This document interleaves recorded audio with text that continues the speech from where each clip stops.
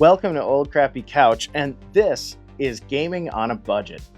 Board games are more popular than ever nowadays, but I've noticed a trend where many of them are very expensive, and I don't think that gaming and fun should be limited to how deep your pockets are. So I wanted to take a little time and talk about some great ways that you can have a lot of fun without spending a ton of money. So let's get started.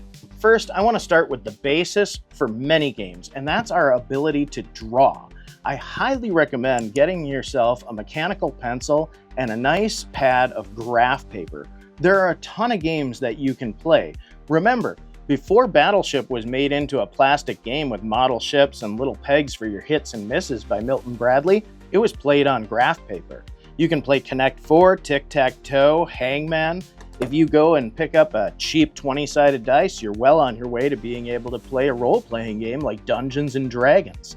And keep in mind, many popular board games got their start being drawn out on a sheet of graph paper, so you're not limited to just games we know about. This is an opportunity for you to invent something truly special. Next, I don't want you to discount the value of a nice 52-card French-suited deck of cards. And what I mean by French-suited is when playing cards made their way over to Europe in the 15th century, sometime around 1480, they settled on these four suits: the diamond, the spade, the heart, and the club. They were easy to reproduce and transcended language barriers, which led to the rise in their popularity. There are tons of games that you can play with a regular 52-card deck. There's poker, Texas Hold'em, blackjack, gin rummy, there's cribbage. There are even single-player games like solitaire or dungeon crawlers like Scoundrel. You can also play games of skill like simply trying to throw the cards. Wow, that was a terrible throw. I'm not good at that. Throwing cards into a hat or stacking them to make a card house. There are a lot of things that you can do with a 52-card deck of cards, and these are ubiquitous. You can pick them up all over the place. I mean, there are insurance agents who hand them out at parades. You'll find these as gratis giveaways in hotel rooms, or you can go to a dollar store and get one pretty easily. So, gaming on a budget, there are a lot of possibilities with a 52-card deck of cards. Now, the next thing I'll recommend is go get yourself a simple Farkle game. Farkle will include a dice cup and 6 of these D6 or 6-sided die with 6-sided pips on them. These dice can be used for a number of games, from Farkle to Yahtzee to Liar's Dice. It's limitless. I mean, you can make your own tabletop role-playing game with just a handful of these. So it doesn't take much to have a lot of fun with dice. Heck, sometimes people just shoot dice to see who can hit the higher number. Or of course, in Vegas, craps has been an enduring game for a long time. So 6-sided dice are a great value for your money, but not the limit. I also recommend that you can find some of these little starter packs of polyhedrons. These are dice that vary in different sizes, like a 20-sided dice, which is really common for playing tabletop role-playing games like Dungeons & Dragons. And you can get 4-sided die, D10s, 10-sided die. So you can get one of these little multi-packs for just a couple of bucks if you're interested in getting into more of like a role-playing game or a tactical game. These will help you set up your characters and set up the limitations of their weapons, equipment. Whatever type of game you're playing, you can usually find a die that'll suit your needs in one of these multi-packs for a relatively affordable price. Now, moving on from dice, I want to go to a classic game. Now, this is Mancala, and this game is also known as Wari in some regions of Africa. It's considered one of the oldest games in human history. Some evidence pointing to it as far back as 6000 BC, which is pretty crazy. Essentially, the basis of this game is around sowing these rocks or seeds or stones, depending on what your set is made of, across these little pits with the goal of getting the majority of them to collect in your large pit called your Mancala.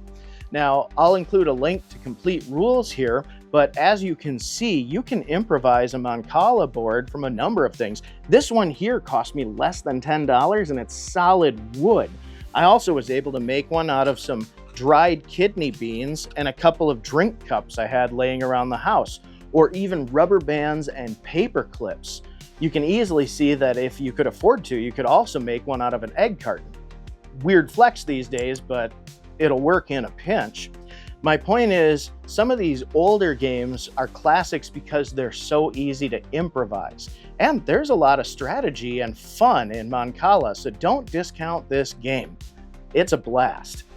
Now, moving on to something else, how about your common glass marble? There's evidence that we've been playing games involving round stones like marbles for thousands of years, but it's only in the last, I'd say 100, 150 years that the glass marble has really become a prominent staple in gaming.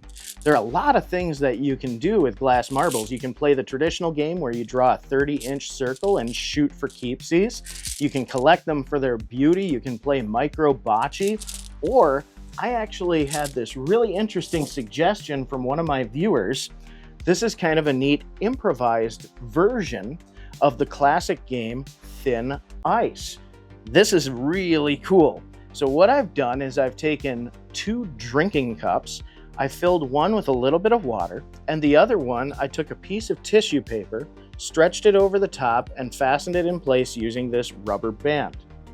I have a bunch of glass marbles here, and I have this tongs. Now this tongs is actually improvised as well. I made this out of some chopsticks I got with a takeout meal.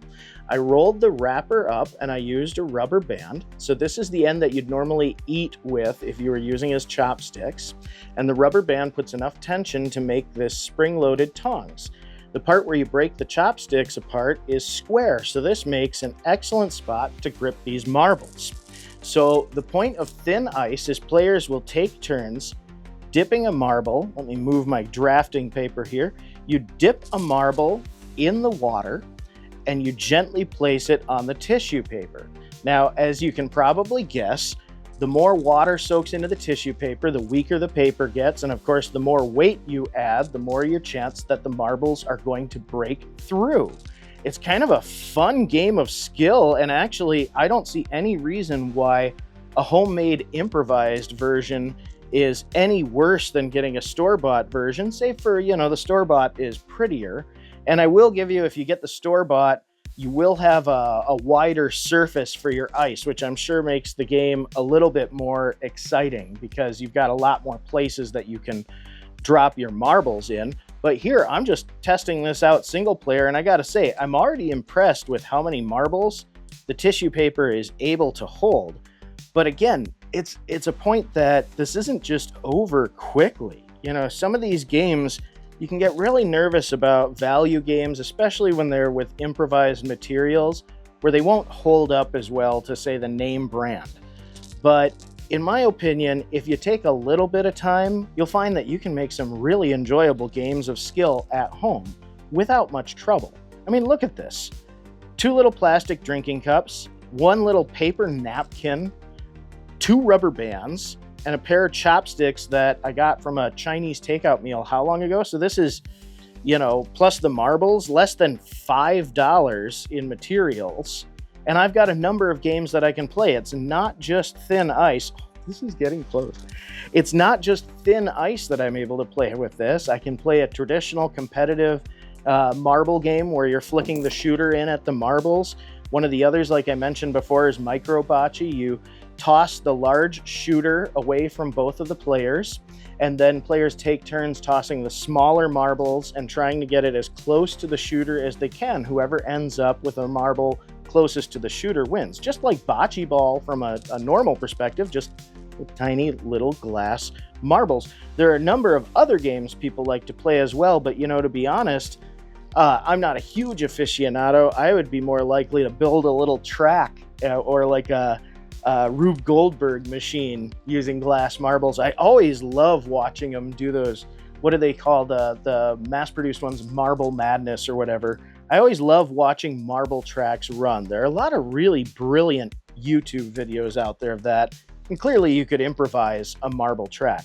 Now look at this, we're getting pretty far stacking these. So as you can see, this isn't something where the experience is cheapened by the materials.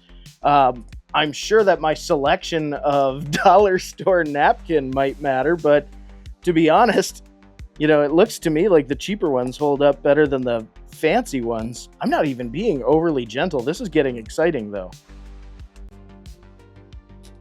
we go. I'm riveted. The suspense is killing me. I hope it lasts.